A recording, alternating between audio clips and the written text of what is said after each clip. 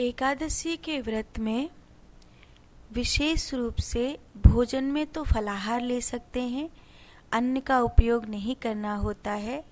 आप फल ले सकते हैं, फलों का रस ले सकते हैं। जो वैसे फलाहार बनाते हैं वो कुछ सब्जी हैं जैसे आलू आदि है और कूटू है, इस सब का प्रयोग कर सकते हैं। सेंधे नमक और काली मिर्च का उपयोग करके आप फलाहार बनाइए। अधिक मसाले, मिर्च मसाले उसमें नहीं डालने चाहिए।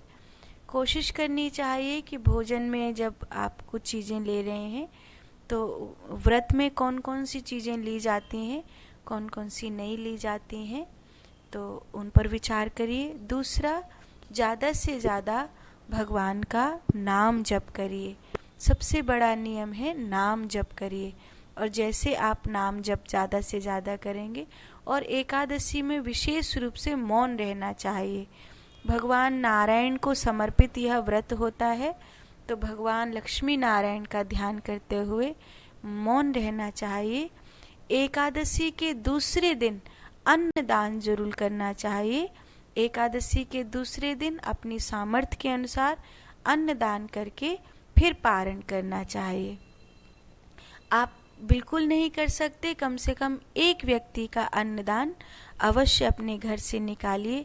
मान लीजिए कि आप ऐसी जगह रहते हैं जहां आपके हाथ का भोजन किसी के लिए लेना संभव नहीं है, कोई आपके द्वारा दिया गया भोजन नहीं पा रहा है द्वादशी को, तो एक व्यक्ति के भोजन का जो भी अन्न सीधे का होता है वो आप द्वादशी को एक गुल्लक में डाल दीजिए। और जब कहीं भंडारा वगैरह कुछ करें तो उस धन को अन्न की दान के रूप में उपयोग कर दीजिए।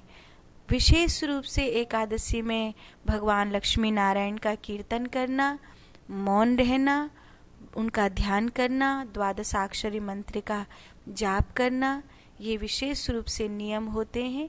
एकादशी के व्रत में माताओं को सिर नहीं धोना चाहिए। एकादशी के व्रत में विशेष रूप से कहीं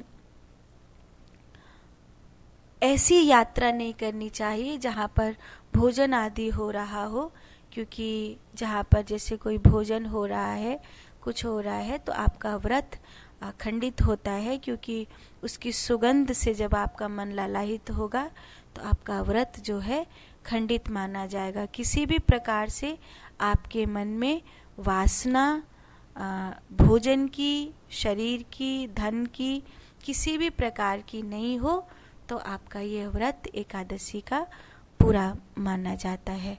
रात्रि में सांझ के समय एकादशी में दिया जरूर जलाना चाहिए भगवान नारायण को प्रसन्न करने के लिए, और पीपल के नीचे भी जला सकते हैं।